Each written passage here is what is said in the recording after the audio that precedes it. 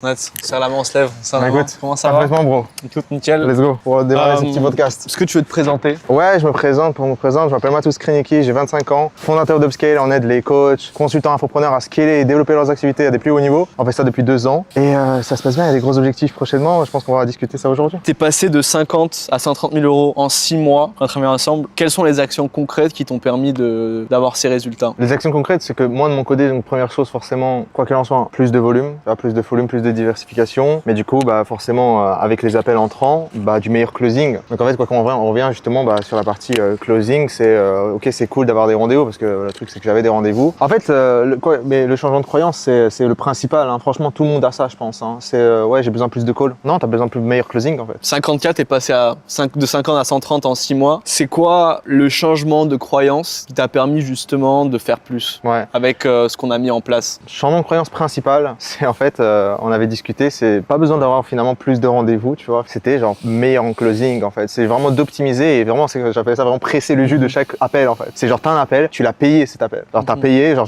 on dépense en ads. Du coup, forcément l'objectif c'est de le rentabiliser et si on n'arrive pas à rentabiliser parce que du coup le closing il est mauvais, en fait c'est pénible pour nous parce que du coup on perd en vente, on perd en profit, on perd en cash et moins de rentabilité finalement dans le business quoi. Et à la fin du temps le business se crée en fait par la rentabilité, par les profits quoi. Donc principalement c'était ça, genre moins de rendez-vous, plus de closing, plus de meilleur closing quoi. Ouais, respecte tes leads, deviens bon en closing. Ouais. Plus de leads ou meilleur taux de closing? Ouais, super intéressant. En fait, le problème avec si la réponse serait plus de leads, le problème avec ça, c'est que plus de leads ne va pas ramener plus de ventes en fait. Donc en fait, la source, là où le cash se fera, c'est au niveau de la vente et au niveau des calls. Donc en fait, inévitablement, l'endroit où il faut se perfectionner, c'est pas principalement plus de leads, qui est très bien, parce que forcément, t'as toujours besoin de plus de leads, plus d'appels, mais si ces appels-là ne convertissent pas en vente, en fait, t'as des appels, mais dopamine shoot, mais après, il faut être bon en vente du coup dans ce cas de figure quoi. Donc en fait, si je devrais répondre de manière très concise, pour le vente, je pense, parce que tu peux littéralement doubler en fait ton CA juste en étant meilleur en vente quoi. Et j'en vois plein. Hein. Et qu'est-ce que tu ferais? Tu prendrais un closer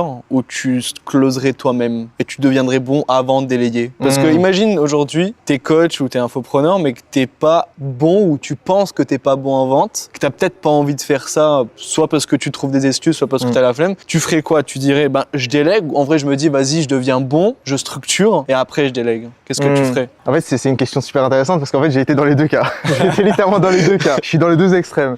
Il faut que tu connaisses les bases. Genre moi, je ne vois pas un mec qui va recruter et déléguer un closer alors que lui-même il n'arrive pas. Du coup, il ne va pas lui donner les bons conseils en fait inévitablement. Moi, je pense que le 80-20 à quelqu'un dans cette situation, c'est la vente. Ouais. Parce que en fait, c'est littéralement ce que j'ai fait moi pour monter. Parce qu'avec le peu de leads ou le lead que j'avais, je les closais. Parce que non seulement je leur montrais qu'ils avaient besoin de passer à l'action. S'ils en avaient un besoin, je leur donnais la solution. Sinon, je crée le besoin avant de donner la solution. Mais le fait d'être bon en vente et d'avoir vraiment fait le plus dur, que sont les appels à froid ou même le porte-à-porte, et je trouve que c'est game changer dans ton approche de te dire en fait là, j'ai pas besoin d'avoir des leads. Juste je vais sur Insta, je regarde, j'analyse, je regarde mon contact, je vais voir des gens, je contacte des gens, je fais mon process et je close. Si j'ai besoin de faire du cash, je dis pas faut que je lance une ads et du coup faut que j'ai beaucoup de leads, faut que je cible ce lead particulier et comme ça au moins il va closer parce qu'il sera prévendu. Mais le fait de bien vendre et de faire en sorte que tu ramènes ce genre de trafic, c'est ce qui fait que tu scales ton business. Ouais, c'est là où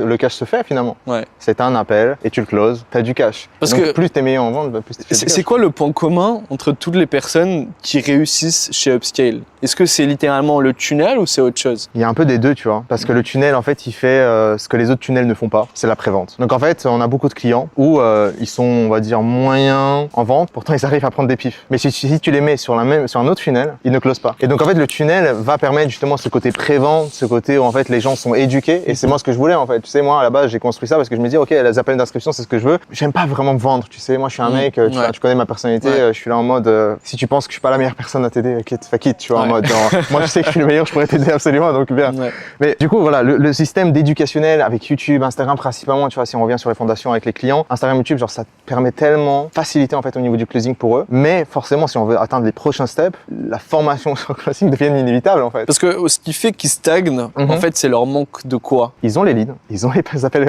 calendrier remplis. Et généralement, là où ça bloque, c'est la partie closing. Parce que même si, peu importe ce qu'on dit, tu vois, le tunnel va vraiment améliorer la partie conversion, de la prévente absolue. Mais si tu n'arrives pas à convaincre la personne en call, à la fin, genre, t'es le coach, tu vois. Donc en fait, tu dois aider aussi aider la personne à passer à l'action. Ça reste potentiellement un investissement pour la personne en face. Et si toi, tu peux pas lui montrer par A plus B vraiment que c'est la meilleure solution aujourd'hui dans la vente, bah tu littéralement fais une défaveur à lui. Parce que c'est lui, en fait, il va continuer en fait dans cette boucle de manque de résultats, manque de résultats, manque de résultats. Alors que toi, en un seul appel, si tu avais été minima bon, en fait, tu aurais pu justement transformer et changer la vie de cette personne-là, en fait. Donc la seule chose vraiment, c'est la partie closing qui permettrait justement de faire un x2. Hein. J'en vois plein. Littéralement, avec leur même business, tu mets du bon closing, c'est un x2.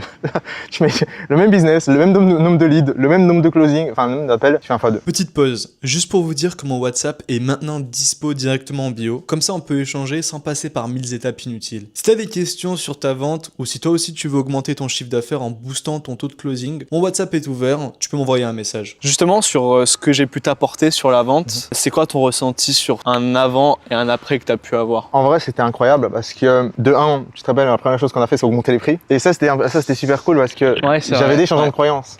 Genre, je me disais, mais si j'augmente le prix, est-ce que forcément c'est plus de prix, plus de friction en fait. Je me disais, mais du coup, potentiellement, je vais baisser en vente. Les ventes n'ont rien changé. Et pourtant, plus de cash rentrait en fait, inévitablement. Donc, on a augmenté littéralement les prix, les taux de show, donc même notre préciosité de show, mais surtout en fait la partie closing dans laquelle en fait on arrivait mieux à aller en profondeur, même dans les calls, sur les finances et de trouver des solutions et donc inévitablement on closait plus quoi. Donc l'avant-après en fait il est là, c'est genre quoi qu'il en soit qu'on dise, hein, c'est plus de cash quoi. Plus de cash, plus de profit quoi derrière grâce au closing, sans rien changer en fait au final quoi. D'ailleurs, tu as parlé d'augmentation de prix. Tu as commencé à vendre à 5 chiffres, non? Ouais. Pay in full, je te parle même pas de paiement résultat. Ouais. Tu as fait des clauses. C'est des choses que tu avais fait avant ou pas? Rare, c'était rare. C'était exceptionnel. En fait, juste le fait d'avoir la compétence vente, ça fait boum, parce que tu as déjà un très bon tunnel. Ouais. Est-ce que justement, tu as eu un changement dans ton expérience de closing avant, après, justement, le fait que je t'aide là-dessus? Totalement, en fait. Genre, en fait, c'est une vision différente. Genre, le truc, c'est que je closais. Genre, je closais, j'avais pas de souci pour ça. Mais c'est que c'est une vision différente qui m'a permis justement de step up encore plus en closing. Sur que ce soit le frame que tu arrives à mettre, par exemple, dans les calls. Du coup, voilà, on revient à leadership, tous ces points clés, en fait, qui sont ancrés, tu sais, maintenant, dans lesquels, ok, genre, le cadre, leadership, énergie, tu sais, à chaque fois, on parlait de ça. Et ça, c'est quelque chose, genre, t'es conscient, en fait, de ce que tu fais. Et je pense que ça, c'est le plus important. C'est genre, en gros, tu sais ce que tu fais et tu sais pourquoi tu le fais pour avoir ce type de réaction, ce type de choses et donc inévitablement améliorer plus en fait vers la situation de finale que tu veux, hein, c'est-à-dire le closing quoi. Donc c'est ça le plus gros changement, c'est vraiment le frame de la vision du closing qui était